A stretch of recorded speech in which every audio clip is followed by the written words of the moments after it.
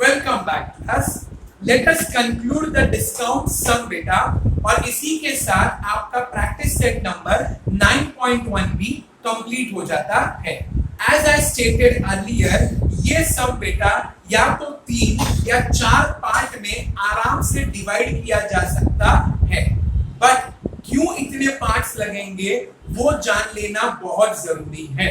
अगर आप इस क्वेश्चन को बड़े ध्यान से रीड करोगे तो इस क्वेश्चन में टोटल 3 लाइंस का क्वेश्चन है और एक जगह पर भी रुपीस नहीं दिया है, यानी कि रुपीस में मार्क प्राइस और रुपीस में सेलिंग प्राइस नहीं दिया है। सिर्फ आपको गोल गोल गोल बातें घुमाने को सिखाया गया है। तो अब आप और हम मिलकर एक एक शब्द को पकड़ेंगे और उसमें से जो बेस्ट इंफॉर्मेशन हम और आप निकाल सकते हैं वो निकालने की कोशिश करेंगे। सो नाउ बेटा let us come to page 55, practice set number 9.1, the concluding sum Q8। The question says a shopkeeper decides to sell a certain item at a certain price। क्या लिखा है? एक शॉपकीपर है, उसने मन में विचार कर लिया है, डिसाइड कर लिया है, मैं इस पर्टिकुलर प्रोडक्ट को बेचूंगा। प्रोडक्ट कौन सा है मालूम नहीं, और उससे भी मजेदार बात, उस प्रोडक्ट का सेलिंग प्राइस क्या होगा वो तक नहीं पता, क्योंकि लिखा है एट अ सर्टेन प्राइस। अरे सर्टेन मतलब क्या? प्राइस बता ना, 5 रुपया, 20 रुपया, 5,000 रुपया, 2 लाख रुपया, कुछ भी प्राइस होना चाहिए। There is no price, they have written certain. So you don't know what is the selling price, neither you know what is the market price। तो इसके आगे वाला लाइन आपको कुछ हिंट देता है, and the hint is he taxed the price on the item by increasing the decided price by 25%।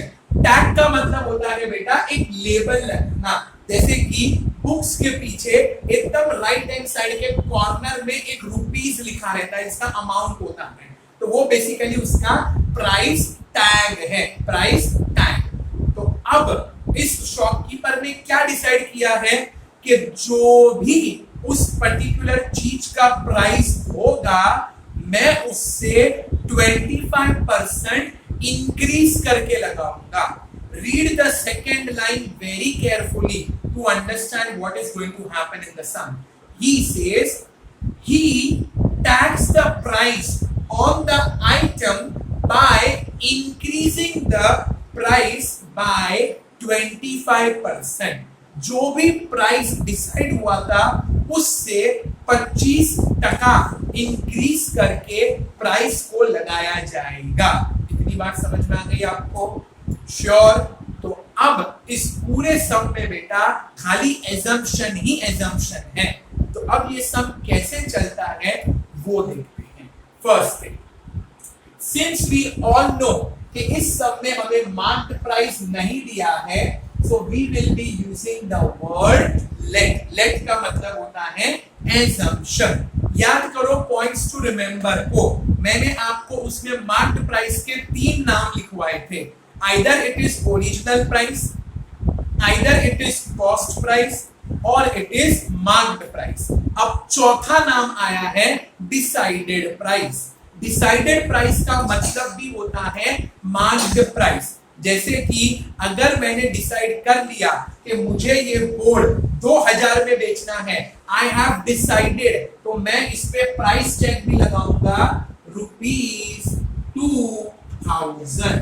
Correct? So my decided price is nothing but the marked price. Yes और no? इसीलिए decided price is as good as marked price.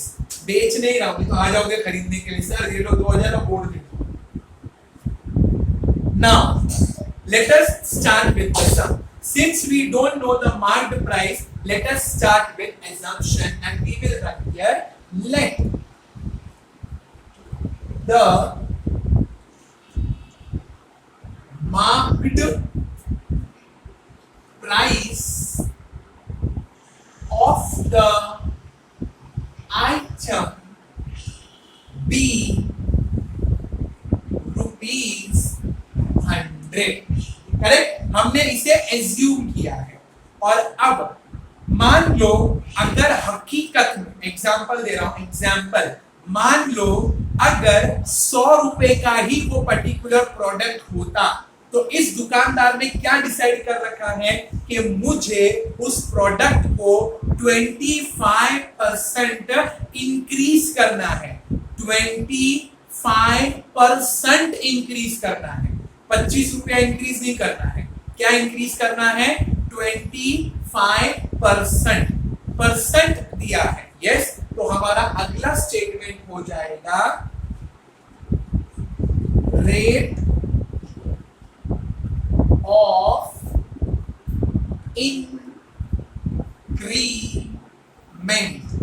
Is equals to 25%। Rate का मतलब होता है percentage और increment का मतलब होता है टू इंक्रीज। तो कितना परसेंट इंक्रीज करना है, 25। अब बेटा एकदम कॉमन सी बात है, जब जब परसेंटेज दिया रहता है हम लोग उसके लिए हमेशा क्या फाइंड करते हैं, अमाउंट, कि कितना रुपया इंक्रीज होगा, करेक्ट। सो आपका अब एक सिंपल सा फॉर्मूला बनेगा, क्योंकि ये पूरा सम एजम्पशन में है बेटा, तो आपके जो पहले 4 फॉर्मूले थे ना वो यहाँ पे काम नहीं आएंगे। उनमें से हम कुछ शब्द चुराएंगे और कुछ शब्द हटाकर अपने लगा देंगे। जैसे कि पुराने गाने को जब नए गाने का वर्जन दिया जाता है तो स्टार्ट और एंड की लाइन सेम रहती है, बीच में कुछ भी बकवास लगा देते हैं, यस और नो। तो वही चीज हमें करना है। We will be taking the formula of discount percentage और डिस्काउंट निकाल के वहां पे लिखेंगे increment. So we will write here increment percentage is equals to amount of increment, जिधर जिधर डिस्काउंट था वहां वहां पर increment, upon marked price multiplied by 100। पूरा फॉर्मूला देखो वही है। अगर यहाँ पे डिस्काउंट होता तो discount percentage, amount of discount. अब यहाँ पर डिस्काउंट की बात नहीं की है, प्राइस कम नहीं कर रहा है ये शॉपकीपर प्राइस बढ़ा रहा है, इंक्रीज कर रहा है, इसीलिए increment. Now we will substitute the values. Let us substitute. Increment का परसेंटेज कितना है, 25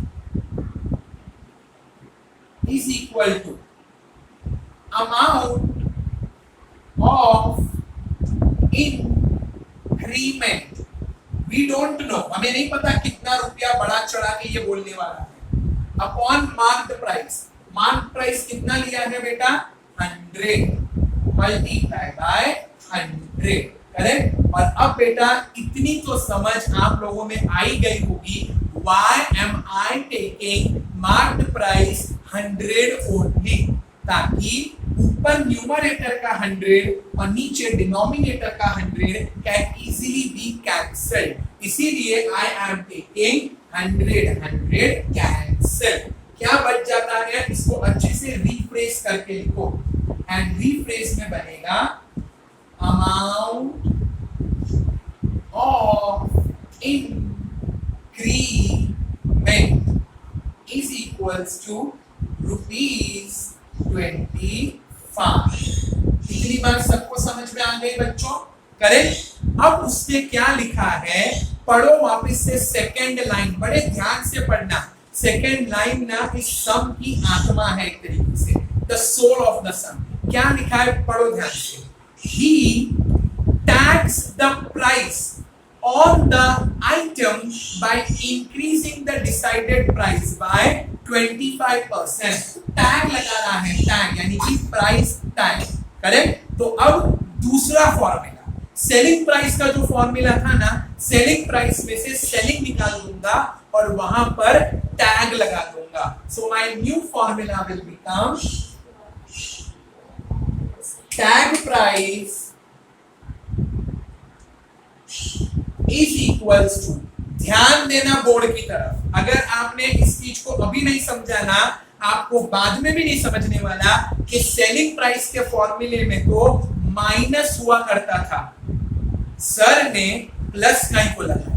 अरे कॉमन सी बात है बेटा, वहां पर बोला है इंक्रीज करने के लिए, और कोई भी चीज को इंक्रीज करने के लिए प्लस करना पड़ता है, माइनस नहीं करना पड़ता है। अगर मेरे को 2 को इंक्रीज करना है तो 2 + 1 करूंगा, 2 - 1 नहीं करूंगा, correct? So now the formula, ये सब अपने काल्पनिक फॉर्मूला है, एकदम ही assumption वाले।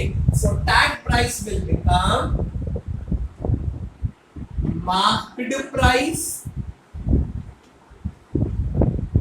और इस शॉपकीपर ने क्या डिसाइड किया है? उसे प्राइस इंक्रीज करना है। To increase we will add, और क्या इंक्रीज लिखेंगे? Amount of increment, amount of increment, correct?